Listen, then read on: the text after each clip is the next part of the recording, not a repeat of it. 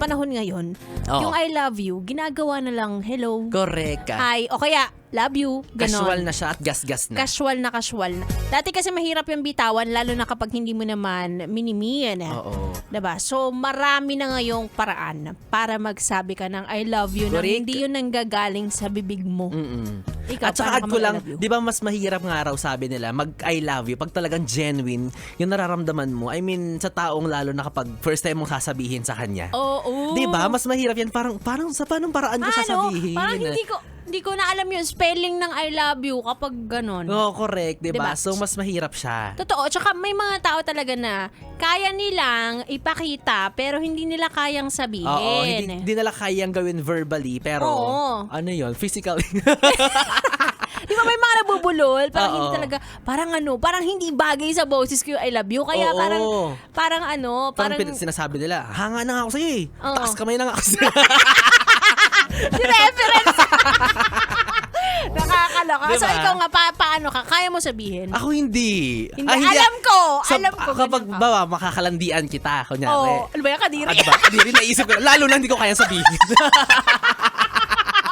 Oh, go. O, diba? Kunyari tayo magkalandian or mag-uusap, ganyan. Oo. Parang hindi ko kaya mag-initiate ng I love you.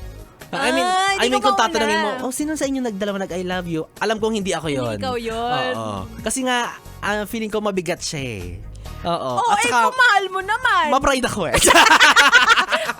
Parang hindi nakaka-high profile. Hindi nakaka-aesthetic pag nag-I Correct. love you.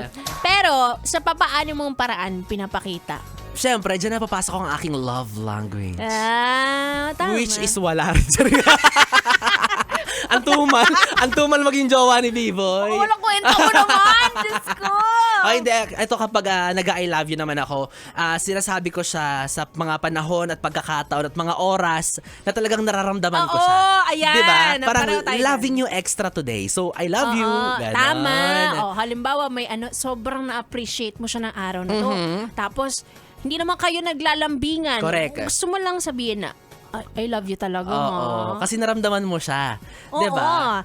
Naramdaman mo, hindi yung dahil lang required kang Correct. sabihin dahil alam mong jowa mo na siya. Diba? Yung parang, good morning, I love you. Oo. Kahit hindi ka pa nakakadilat. Diba? Talaga ba? Kahit magkaaway kayo, talaga bang sasabihin mo, I Oo, love you? Huwag diba? kang plastic, diba? Alam mo sa mga panahon na yan, nauurat ka sa kanya at hindi mo siya mahal sa mga pagkakataong yan.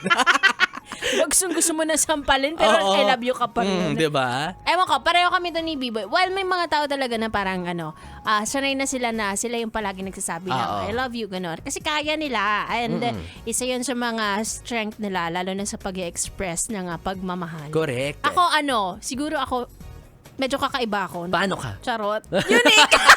Gusto mo talaga lang yung naiiba, no? Ako pag minulditahan ko ng bonggang-bongga na parang. yeah. Kasi lalabas yung tunay. Ang sama na ugali, Oo, di ba? kasi ikaw talaga yun. Oo, ikaw talaga yun. So Correct. parang ako, pinapakita ko na vulnerable ako sa'yo. So, I think, yun ang definition ko ng pagmamahal. Oo.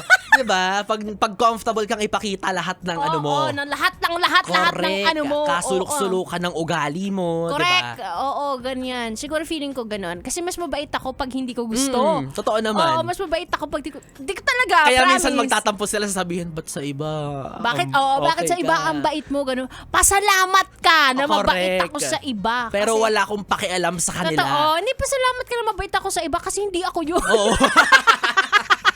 Kasi hindi ako yun. Nagpapanggap lang ako. Correct. At maldita ako sa'yo kasi ito ang totoo. Ito ang totoo. Correct. Nakikita mo ang tunay na ako. Yes! I love you! I love you!